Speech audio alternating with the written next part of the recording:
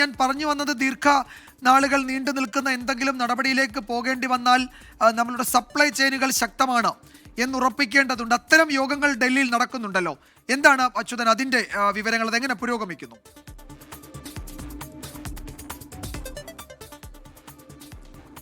തീർച്ചയായിട്ടും ചെയ്യുമ്പോൾ അത്തരമൊരു ദീർഘനാളത്തെ ഒരു നടപടികളിലേക്ക് കൂടി കടന്നു കഴിഞ്ഞാൽ സ്വാഭാവികമായും ഈ അവശ്യ സാധനങ്ങളുടെ ശേഖരണം അടക്കം ഉറപ്പുവരുത്തേണ്ടതുണ്ട്. പക്ഷേ അത് നേരത്തെ തന്നെ അത്തരം അവലോകന യോഗങ്ങൾ ഡൽഹിയിൽ ചേർന്നിരുന്നു. കേന്ദ്ര ആഭ്യന്തരമന്ത്രി അമിത്ഷാ ഈ പാകിസ്ഥാനുമായി അതിർത്തി പങ്കിടുന്ന സംസ്ഥാനങ്ങളുമായി ചേർന്ന യോഗത്തിൽ ആ കാര്യങ്ങൾ ഉറപ്പുവരുത്താൻ സംസ്ഥാനങ്ങളോട് ആവശ്യപ്പെടുന്ന ഒരു സാഹചര്യം ഉണ്ടായിട്ടുണ്ട്. അതായത് അവശ്യ സാധനങ്ങൾ, സേവനങ്ങൾ എന്നിവയുടെ ലഭ്യത ഉറപ്പുവരുത്തണം.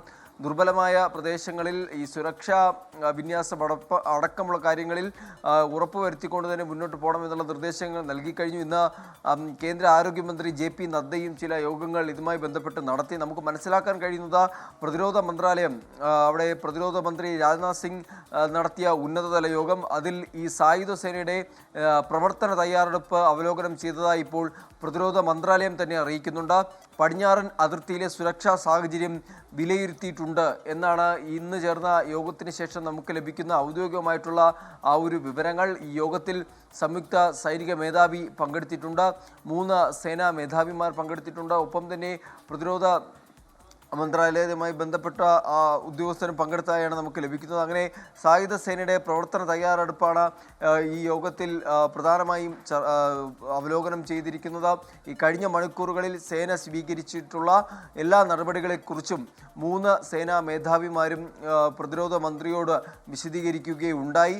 കേന്ദ്ര ആഭ്യന്തരമന്ത്രി അമിത്ഷായുടെ നേതൃത്വത്തിലും ഒരു യോഗം പുരോഗമിച്ചു കൊണ്ടിരിക്കുകയാണ്. അത് BSF DG, CISF DG എന്നിവരുമായി ചേർന്നാണ് യോഗം ഇപ്പോൾ പുരോഗമിച്ചു കൊണ്ടിരിക്കുന്നത്. അതിർത്തിയിലെ സാഹചര്യവും ഒപ്പം വിമാനത്താവളങ്ങളിലെ സാഹചര്യവുമാണ് ആ യോഗത്തിൽ വിലയിരുത്തുന്നത്. അങ്ങനെ ഡൽഹി കേന്ദ്രീകരിച്ച നിർണായകമായിട്ടുള്ള ചില യോഗങ്ങൾ പുരോഗമിക്കുന്നു. അതിൻ്റെ പശ്ചാത്തലം എന്നുള്ളത് ഈ പാകിസ്ഥാൻ പ്രകോപനം ഏത് നിമിഷത്തിലുണ്ടായാലും, ഏത് അടിയന്തര സാഹചര്യം ഉണ്ടായാലും അത് നേരിടാൻ തക്കവണ്ണം എല്ലാ തരത്തിലും തയ്യാറെടുക്കുക എന്ന ലക്ഷ്യത്തോടു കൂടി തന്നെയാണ് ആ യോഗങ്ങൾ പുരോഗമിക്കുന്നത്.